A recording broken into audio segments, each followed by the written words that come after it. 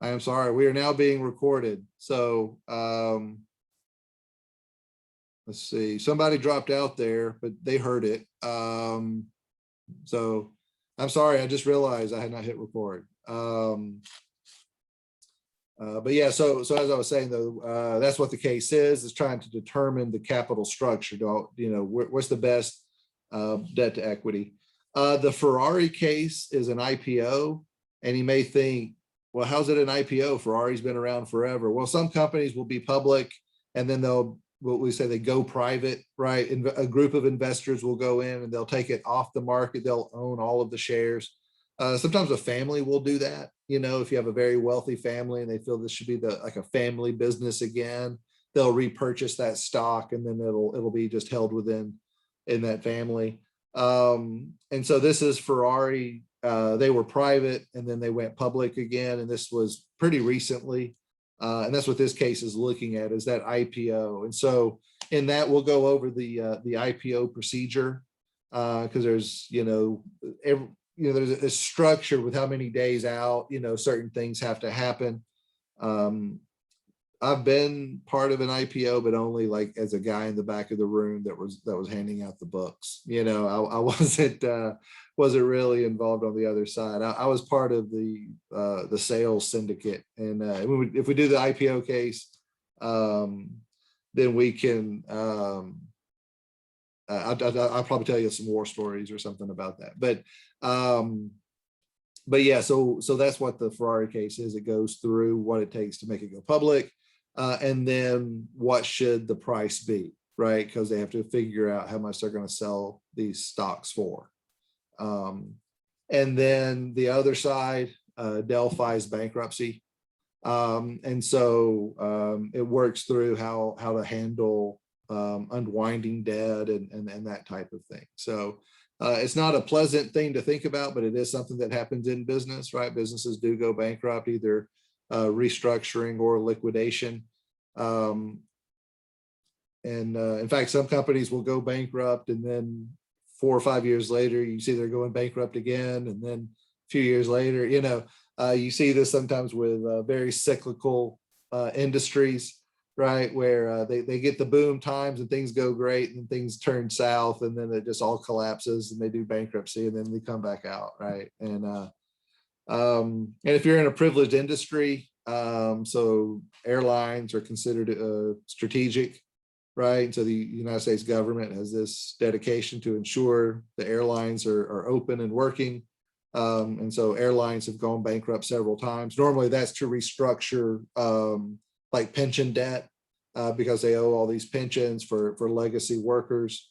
And so they'll do bankruptcies to help restructure that particular debt. So Delphi's case wasn't pension related. This was, I think it was after a lawsuit, and then they went through a bankruptcy. So that being said, 1, 2, 3, 4, 5, 6, 7 I went through to choose from. We never did name groups or anything, did we? I mean, I remember you guys said that you were in groups, but you don't have like clever team names, like we're the Wildcats and we're the Eagles and we're the Cougars, nothing like that. Let's see. Who wants to go out first? Let me see. I did get that email. I guess they should have the dibs first. Let me let's see. It is in here somewhere. It was for me. I emailed you. Oh, okay. Thank you. Thank you for step. Which one did you pick? We picked Target. Okay. You guys are still good with that one, even after I rambled on about it for a while? Yeah, I think we all decided on that one. Okay. And and another thing I'm going to do for you too, like obviously I'm going to put out video and stuff, but I'm also going to give you some documents, because you have to know some stuff out. I mean, the case walks you through the problem, but to help you out with a lot of the stuff. Another thing that I like to do is sort of guide the discussion. And so like how I put up the questions in that last announcement that I did, let me pull it up here. Yeah, listed like 4 questions to talk about with those cases. So with each of these that you guys choose, we'll have you, I'll give you some guiding questions, I guess is what I'm saying, right? For you to think about like how to structure. And the way this has worked well before, and by before, I mean, you guys are like, I think my 3rd MBA class. So that, it's only worked the 2 times before, but it worked well. It's just a brief PowerPoint presentation where you go over the company, you sort of describe the case itself, and what is the problem, and then you work through your thoughts on the solution. And then I'm going to give you like, hey, here's how to work through this, or here's where you find these things, and that way you can find the things you need in all the spreadsheets and stuff, but you can put together slides.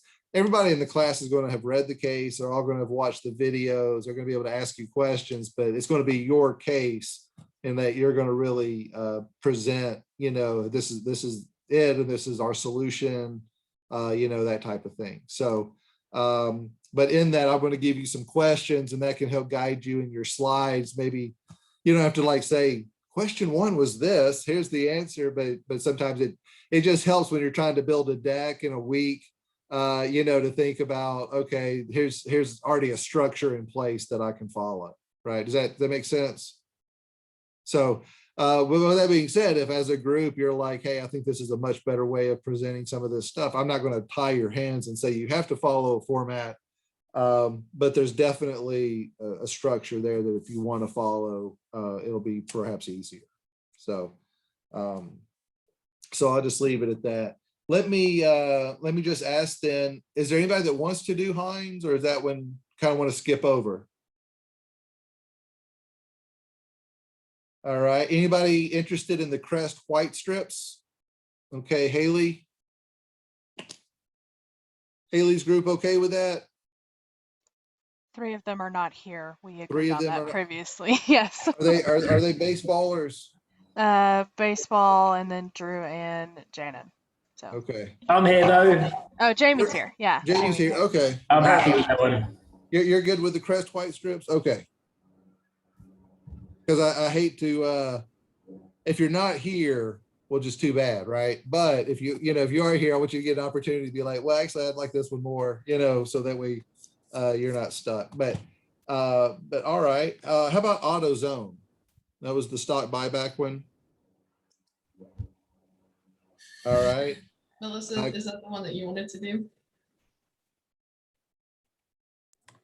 It doesn't matter. We can do it if you guys want. Tim, you Either- do you have an opinion? Yeah, I was muted. I apologize. I'm cool with that one if that's what y'all want to do.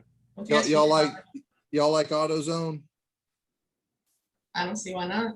All right.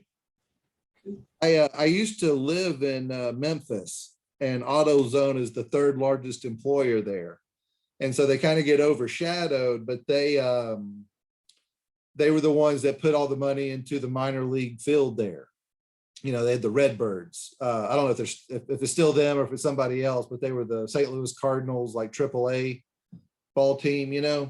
And so it was AutoZone Park, and it was like you would think it was like a major league stadium because they had to compete with like FedEx and IP. These are like these huge global firms, and when they do stuff, it's we're building this big golf course, or it's like ridiculously large project. So they were like, okay, we've got the minor league ball team, but we're going to pour money into that to show off, because that's how companies do, right? They use their giving to one up each other.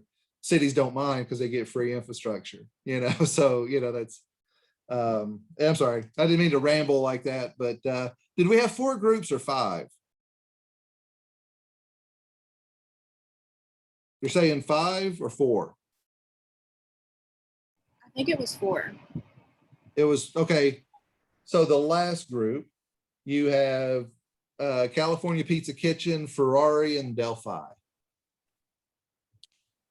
I think that's us, Cam and Taylor and myself.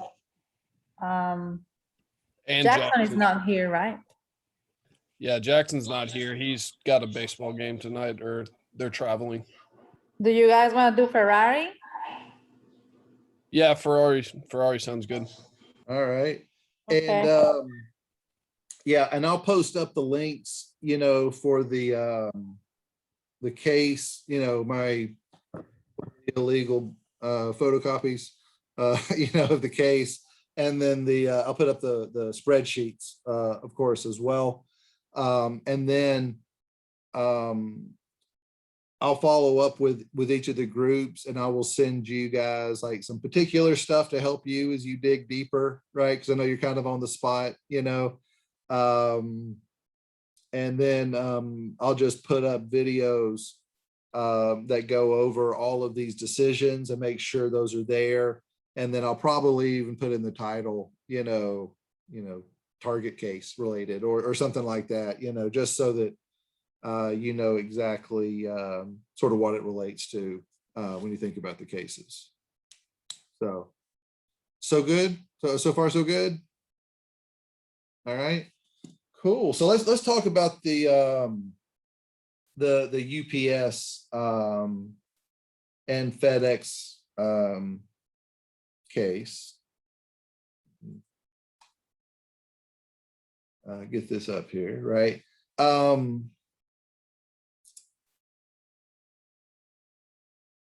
So were you guys surprised at how these firms have competed over the years as far as offering services against each other, that type of thing? Or is that pretty much what you expected to happen?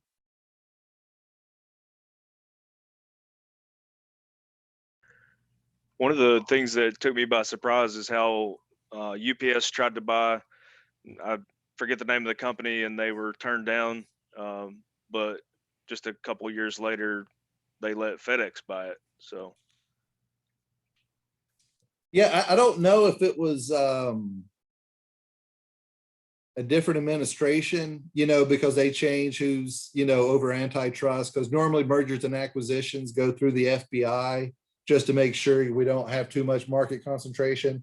At least that's how it was supposed to work. I'm not sure if it works like that anymore with the silicon bubble, companies, because they seem to merge into pretty large companies now. But either way, that was, yeah, I don't know exactly what the rationale was. I mean, you can see that happen sometimes, but normally, you're right. If it's market consolidation, why is it okay for Disney to buy this company if it wasn't okay for Viacom to buy this company, right? And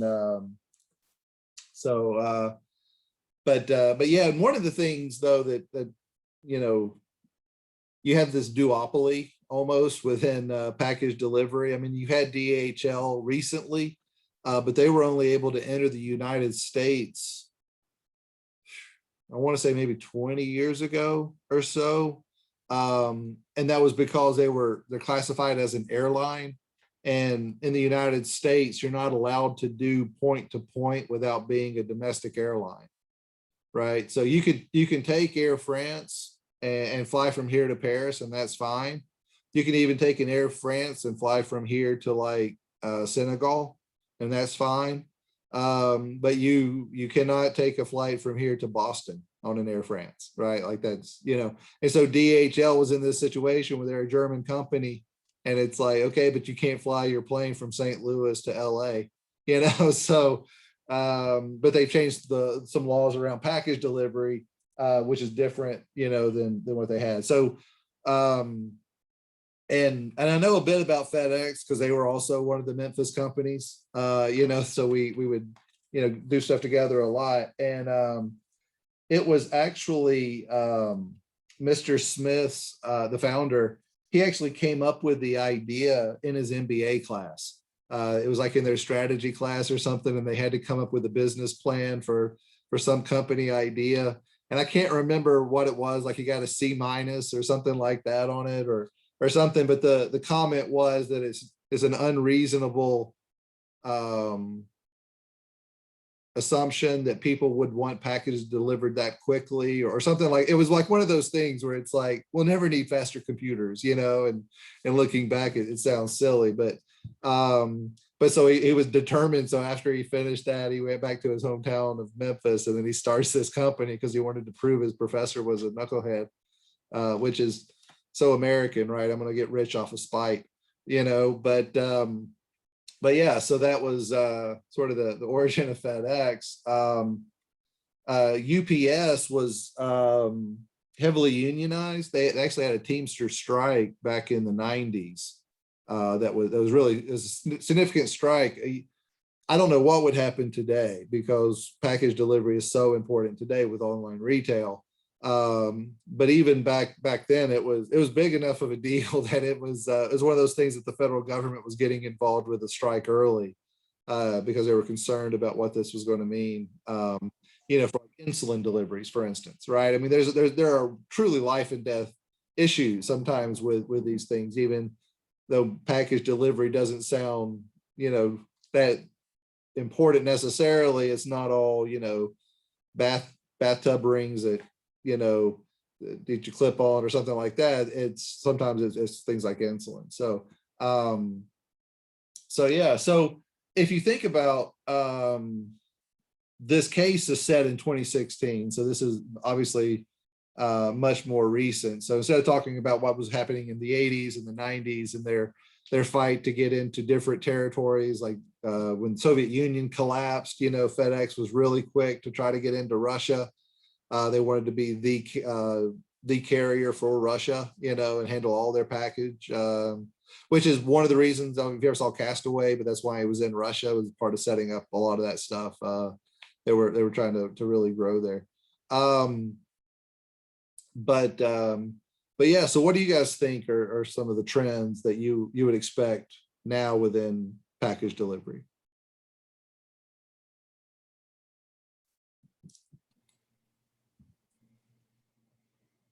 I think there's gonna be more competition, Dr. Woodruff, as far as like the Amazon goes. They're gonna be in the game big time now.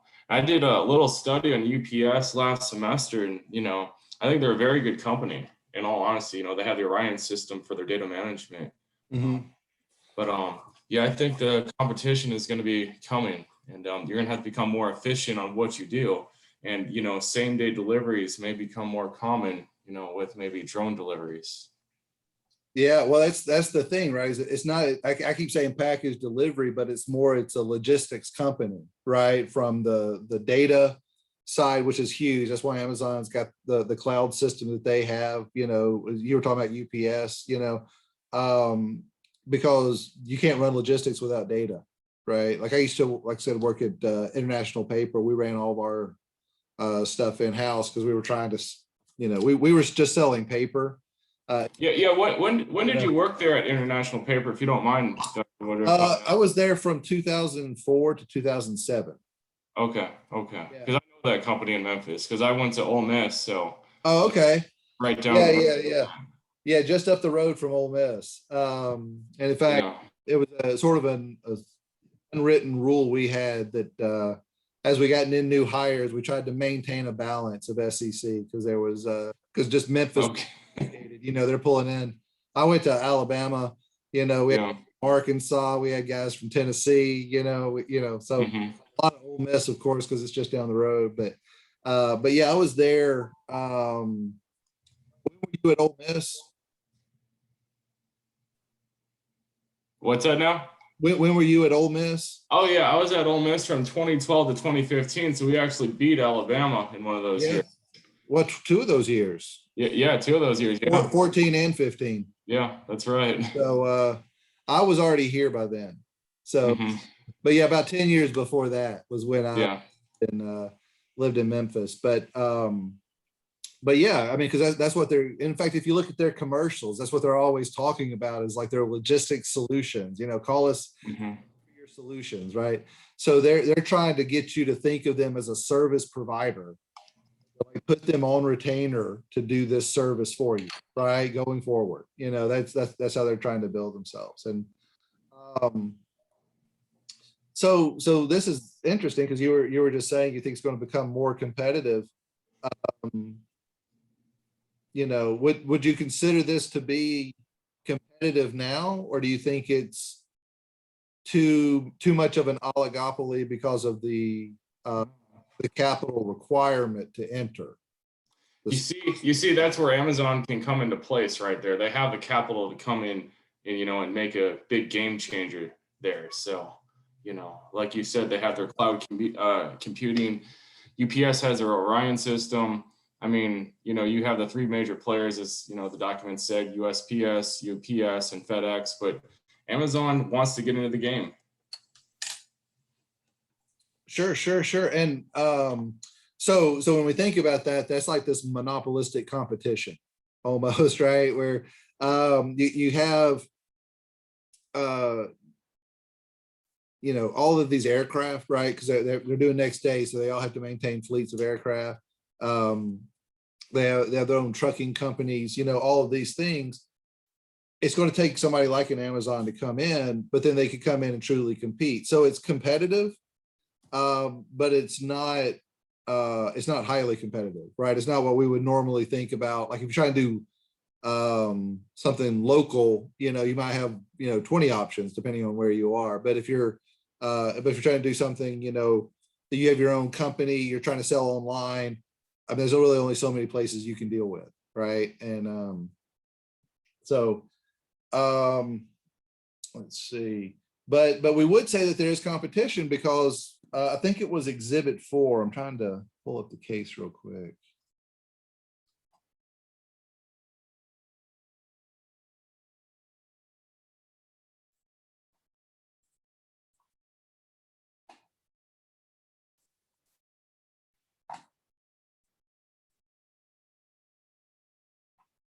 Is that right? Did anybody see that? Where it lists like everything happening like each year. Was it that Exhibit 4, I think?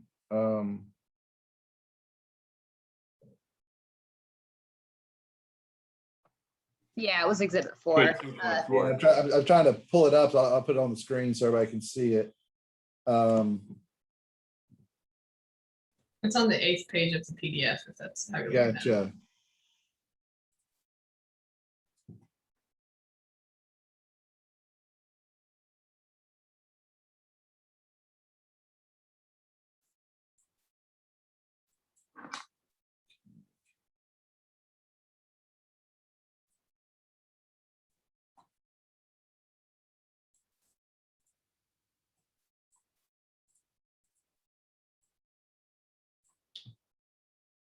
Right. And if you see, it's like tit for tat, right? We're going to do intercontinental air service between the US and Europe. Well, we're going to open up a European hub in Brussels, right? It's like how McDonald's and Burger King was back in the day. It seems like they don't fight like that anymore because McDonald's has done like the McCafe stuff and I don't know exactly what Burger King is doing now, but you'd have like those little tit for tat where we're going to have chicken nuggets, where we're going to have chicken nuggets with onion rings and that kind of just trying to one up. We think of that in competitive markets. This one, they're not as competitive because there's so few firms, but you still see that kind of tit for tat, right? And so there is competition here, right? They wouldn't be doing this if there wasn't, right? It would. I hate to say this just in case anybody here works in this industry, but it's like the railroads, right?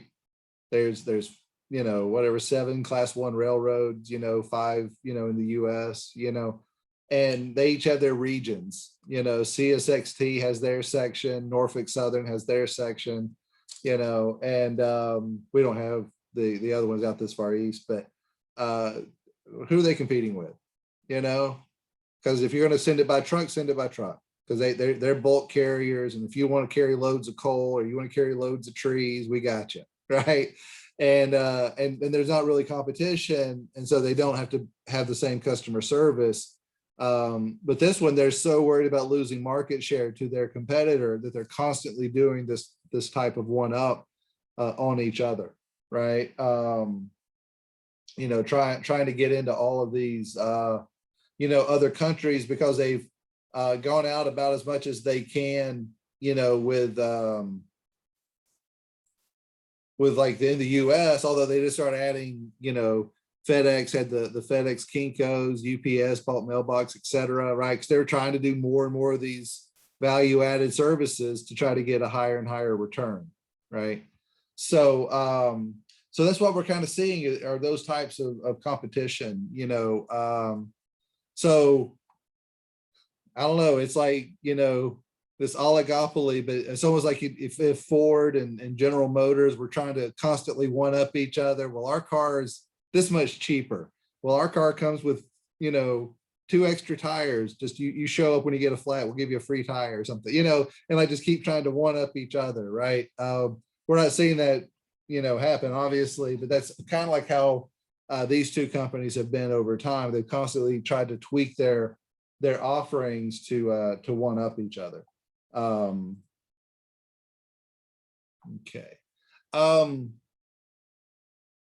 And so looking at the companies, right? Because you were able to see, what their stock price had done over the last 4 years, their dividends, their returns. Which one of those would you say, if either, is a better company?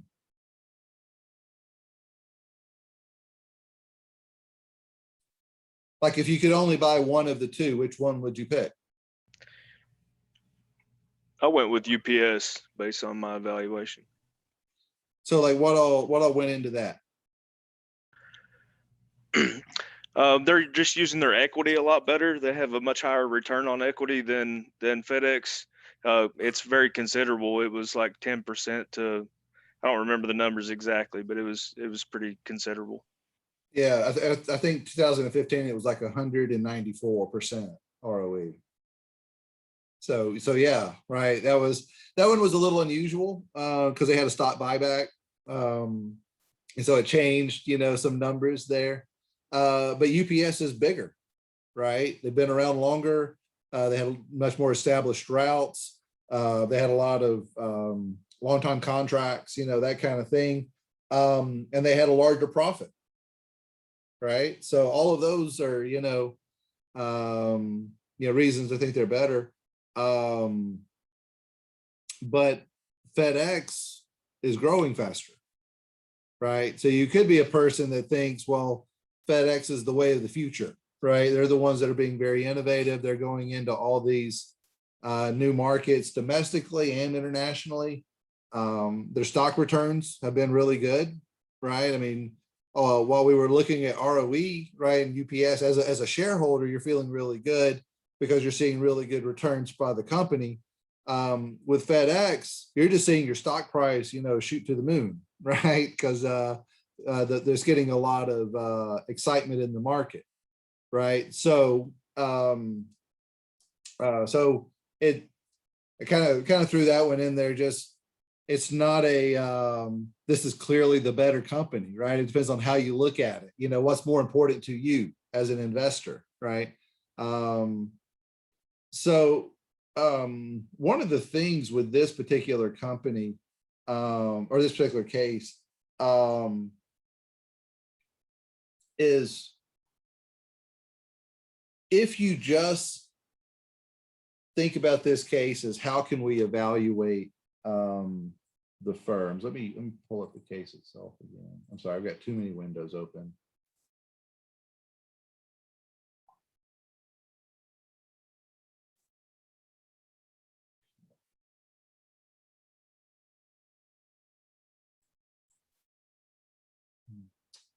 Right. Okay. Yeah, we got to talk about the equity analyst report also. So I've got a quick question Yeah, for you. please. Yeah, go ahead. So whenever you look at 2015 numbers for FedEx, they show $661 million loss. Mm-hmm. Do you know what attributed to that? I think it was part of that where they renegotiated some debt as well as doing like a big stock buyback. So it was like a restructuring that occurred. So yeah, that was I think was what led to most of that, but it was like kind of an abnormal year, right?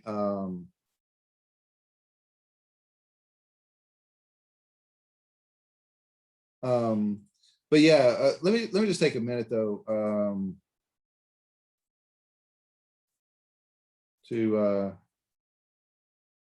talk about sort of how we can analyze these companies, right? So obviously the first thing we can do is the just look at the financial statements, right? Those were included. When you have the financial statements available to you like that, you know, it can reveal trends. So, you know, we had 4 years of data, right? And we can say, hey, look, this is growing over time, or it's not. And the good thing is, like, if I'm looking at these two firms, you can get a clear size comparison, right? Because sometimes you might look at a company and be like, oh, wow, this company is just blowing the other one out of the water. And then you look at it and it's like, oh, this company is only 1/5 their size, right? So of course they're going to, you know, behave differently. So when you look at just the financial statements and you just look at what those actual numbers are, you know, you can do that with the financial statement. However, that size difference can kind of give you biases, right? When you're looking at it, right? We don't do very well understanding, you know, big number size differences, right? If I tell you that the defense budget was $600 billion, but we cut this Tomahawk program and it saved us $500 million. I mean, to almost everyone, that's just like, okay, it was a real big amount of money, and now there's a big amount of money that got pulled out of the big amount of money, right? I mean, we just can't think of numbers that big, you know. What does that look like, you know? And so when we start looking at these two companies and one of them is like an order of magnitude larger, sometimes we can get biased based on that. The other thing is it doesn't really tell us how efficient they are, right? When we do those common size financial statements, you know, when you take everything like in the balance sheet and divide everything by total assets, or on the income statement, you divide everything by the sales revenue, you can really see, you know, what their profit margin is, because it's that percentage, right? I mean, you can really tell where, like when we were doing that financial detective case, right? And we were able to look at those numbers, and it was able to pull out a lot. You can't necessarily get that with the financial statements because the numbers are going to just be so different. And another weakness when you're doing just looking at the financial statements is those are going to be book values, right? So you remember in accounting, we talked about book values and market value, where the book value is, you know, we bought it for this price, we've depreciated it over the years this much, right? And so we're carrying a book value, but if we try to sell it in the market, what we're going to get is a market value, right? And so that can skew our view of this. Some with the financial statements, I'm not saying they're wrong, right? This is not saying that, but the rules they follow are the rules they follow. And we try to make sure that the rules make sense, right? That this rule, you know, accurately reflects what happened from an accounting standpoint. But that may not be like economically what actually happened, right? And so we just have to understand that, you know, we depreciated over 30 years because this is the maker's table that we're following, you know, not, you know, with this piece of equipment, it's actually only going to last 24 years with the rate that we're using it. You know, we should probably depreciate, you know, like there would be a difference if we were trying to do that. And then the last thing to mention about the financial statements themselves is the fact that, you know, we're talking about historic data, right? And the historic data is a good indicator a lot of times for how things are going. Like I said, we can see trends and things like that, but it's not predictive, right? I can't just say, hey, this has grown this much over the last 5 years, therefore in 5 years it should be here, right? It doesn't quite work that way, right? So so you have to be careful in trying to extrapolate out into the future, because something may have changed, right? Or something may change in 6 months, right? I mean, you never know what could happen, you know? And so you won't be able to anticipate that just because you're looking at the financial statements. right? Now, another thing that we can do, and I think we have, let's see, yeah, so exhibits 1 and 2, right? That was giving us, well, yeah, so exhibit 1 was looking at revenue. Exhibit 2 was all about the operating results. But if you look there at the bottom, the efficiency ratios, right? Those kind of things, those financial ratios. The big advantage there is it's adjusting for the size, right? So if you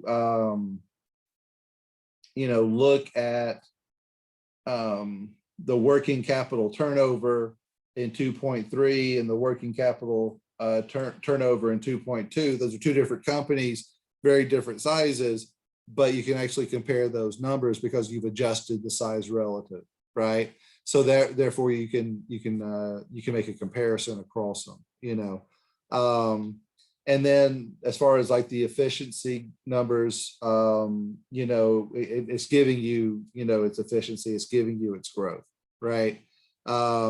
And so we're able to compare how efficient is this company compared to that company, or how is the growth of this company compared to that company.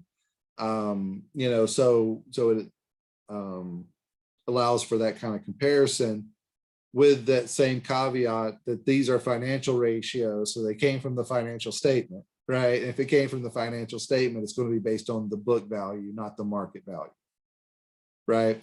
And it's also GAAP, right? It's going to follow the GAAP rules because accountants will follow their rules, right? And this isn't anything bad. We just have to understand the accounting rules may not be the same thing as the economic, sort of reality of what's happening, right? And then let me see, I think it gives you,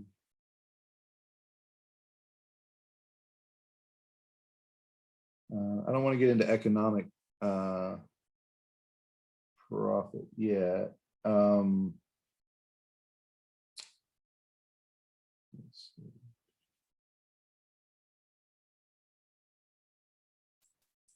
Okay, it's exhibit 2.5, like the basic EPS, that's earnings per share. You see above that, dividend declared in dollars per share. Oh, wait, I'm not sharing anymore, am I? I'm sitting here pointing at stuff and you guys can't even see my screen. I'm sorry. This is why I don't do Zoom normally, right? Until we had to do Zoom, I would have never been trying to do it this way, right? But yeah, so the dividends per share is an important number, but like earnings per share, right? So if you had a share of stock, what would the earnings have been? And then the price to earnings, you'll hear this called the PE ratio, right? Price to earnings.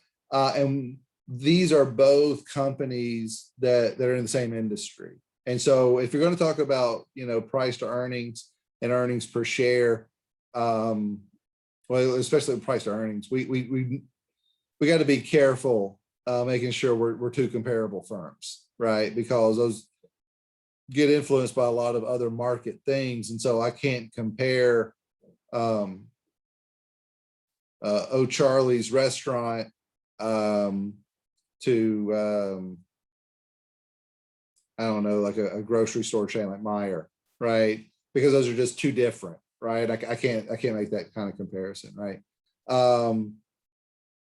But it's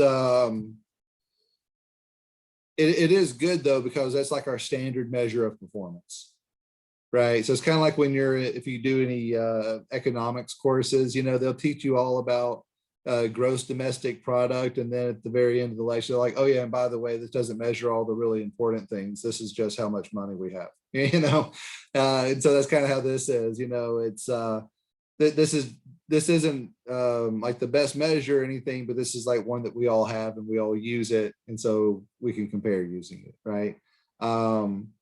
And it does bring in the market aspect, right? Because it's linked to this, market price of the stock for the price to earnings ratio, right? So everything was all book value before, right? And so this is allowing us to bring in some of those market dynamics. But earnings per share, your earnings are going to be influenced, by GAAP, right? Because that's your net income. And if I'm having to depreciate certain things, or if I'm amortizing this loan, or, if there's things I can do that are tax shields, right? There can be non-cash payments that provide me with, things that are sheltering tax, that is not, the same. Like EPS is not cash flow, I guess is what I'm trying to say, right? And so you got to be careful in thinking about, hey, we've got all this earnings, because that's not the same thing as cash flow, right? It's influenced by GAAP. As far as the PE ratio, we can't really say this is a good PE or a bad PE. This is high, this is low. It's more like, well, relative to your similar firms, you're more high or you're more low. But there's not like, oh, PE is 17, that's great. It's not like that. So sometimes it's difficult to interpret exactly what is going on, because you got this market price, you've got the earnings, which are, dictated by what some of the company has done. We're going to be real sensitive, because it's a market price depending on the time periods that we've chosen, right? And so my earnings can be different. It's there's obviously good things in it. That's why we use it, but it's not perfect by any means. And let's see.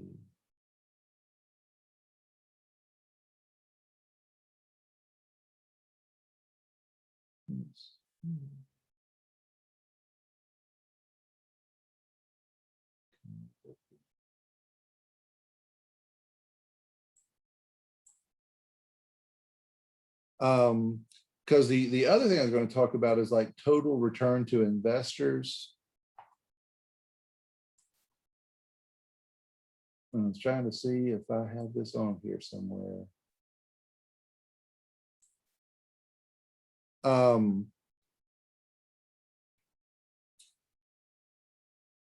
So what is the total return to investors? We have our dividend, right, that we're paying out, right? So this it was FedEx was paying about 50 cents. It went up to 80 cents. UPS was paying $2.28, and it went up to almost $3 per share, right? And so as a investor, you get this return based on the dividend, right? Now, the other piece of it is your stock price, right? And so if you see how the stock price goes up and goes down, right? So I may not realize the capital gain, right? I don't know if you heard that in accounting. So capital gains is like the value went up and it appreciated in value. A capital loss would be if it went down in value. I don't recognize a tax event unless I realize the gain, which means I sold, right? So I would have paper gains and paper losses is what they call those. It's not a real loss until I sell the stock, right? For those of you that maybe follow the recent GameStop short squeeze that happened, all the people on Reddit that were sort of like trying to cheer it on, they kept saying diamond hands, because you got to hold on. If you don't sell the stock, you haven't lost anything, right? Just keep holding, and so that's what they were trying to say, is just hold, but sometimes it's just painful to watch and you want to stop the bleeding, so you sell, right? But that's the return to the investor. So it's cash flow based, right? And it's market value based, because we're going to use the stock value, right? And the good thing about that is that total return to investors will allow us to compare UPS to Walmart, right? Because I can say, well, with Walmart, I bought all this was my return. And with UPS, I bought this, and this was my return. And so I can compare those, right? So when I'm looking at my portfolio, and I've got, all these different investments, I can benchmark at least, what's going on. Problem is the riskiness of UPS and the riskiness of Walmart may not be the same, right? And so I'm not taking in that consideration of that risk, right? So total return is great, but to say, hey, I did really well, I got $1,000, off my small investment, and it's like, oh, yes, you did, but that was a 1% chance you got the $1,000. You were just lucky, you won the lottery, so if we have to consider, that aspect of risk as well. And so, I think they put it in here. Yeah. So they had that economic profit, and I gave you a link to that. There's like a short Investopedia article where they talked about it, and they brought up NOPAT. I don't know if you guys had seen that one in accounting or not, but it's the net operating profit after taxes. So it's not the same thing as EBIT, right? Because that's earnings before the interest and taxes. NOPAT is, let's just take the operating profit and then remove the tax portion from that, right? So it's just a slightly different calculation. But with the economic profit, what we're talking about is this risk adjusted profit, right? So it is influenced by GAAP, right? And everything, because it is using, net operating profit, which obviously is coming from the financial statements, but it's more intuitive, I guess, to think about this, right? Because we would understand that a firm is riskier than another firm, and then based on that, we will weight our returns, right? And so that's when you get people that say, well, the average loss in the lottery is $1.62, because they just kind of do the math, right? Okay, this many people pay into it, this is how much is awarded, this is the average winnings, and all of that, and you can calculate what this risk adjusted return actually is. Now, of course, someone can win big and all of that, but we know on average this is what it would be, and so we can adjust what our returns are based on that risk, right? So yeah, so as you go through your cases, when you start thinking of these things, just remember, none of the things we do are perfect, right? They all have strengths and weaknesses.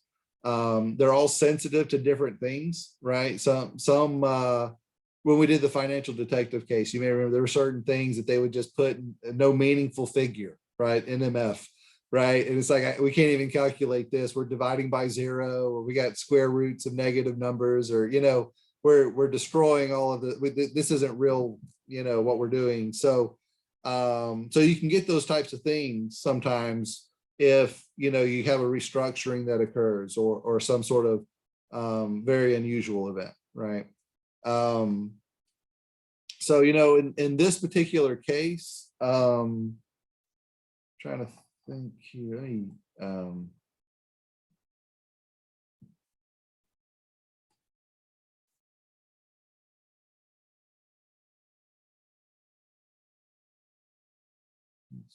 to make sure I've hit everything.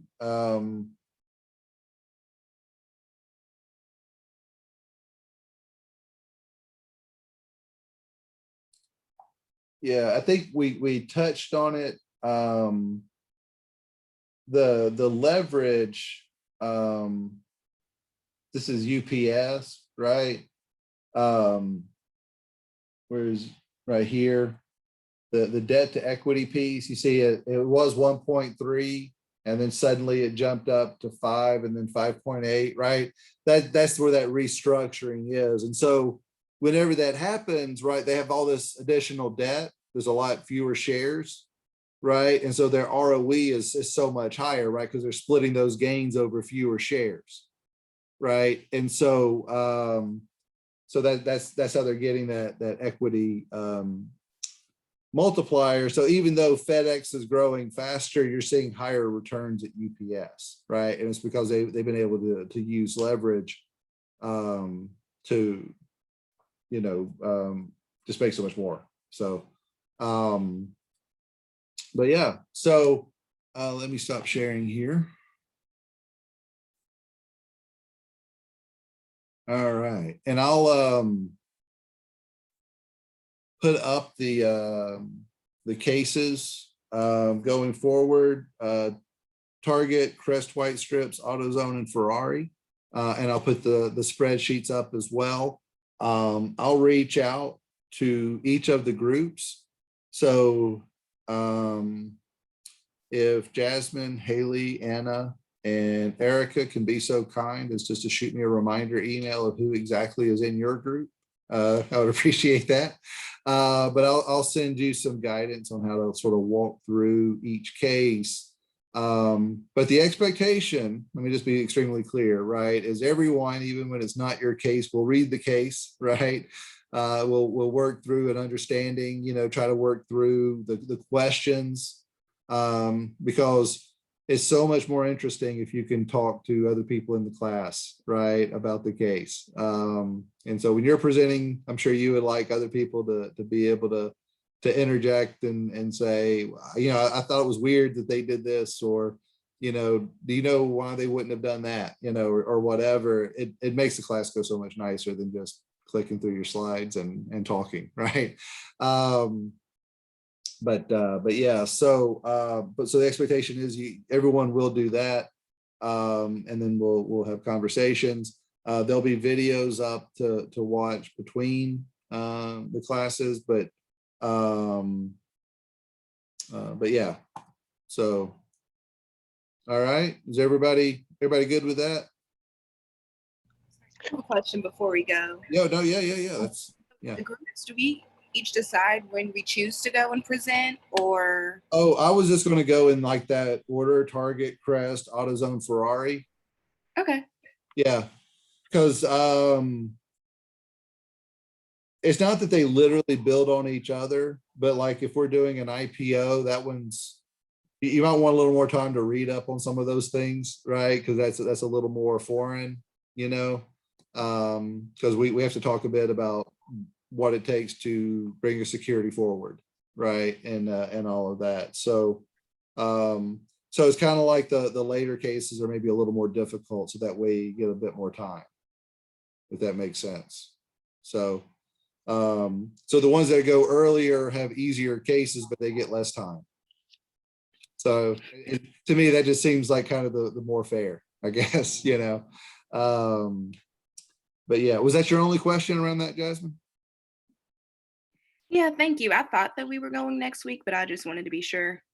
Yes. Next week. So it's like the next 4 weeks, because we got 4 weeks left, right? Mm-hmm. Yeah.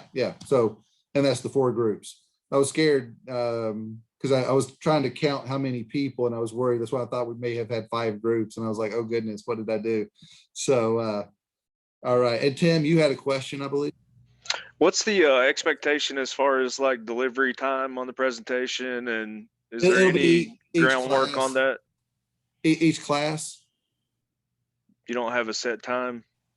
Well, like each class, right? Like I you'll mean, like, you'll is it an present hour next. presentation or? Oh, how long will the presentation take? Yeah, sorry, yeah. Oh, okay. I'm sorry. I thought you meant like when are we going to present it? Like a set time, you know? And I was like, well, we'll just do it in class. But although I guess with Zoom, someone could actually pre-record it and just be like, hey, here's the video, go watch it, you know. But it probably, you know, this has taken us about an hour with my rambling, so it's probably going to be about an hour. Some of those earlier cases may, well, I don't know, Target is not like a really long case, but you have like 5 different properties that you're evaluating, so it's probably a few slides just with that, right?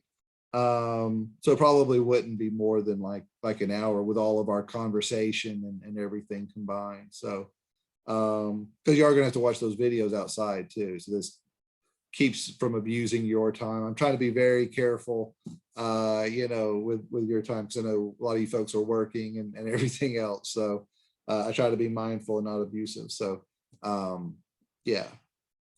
Any other questions?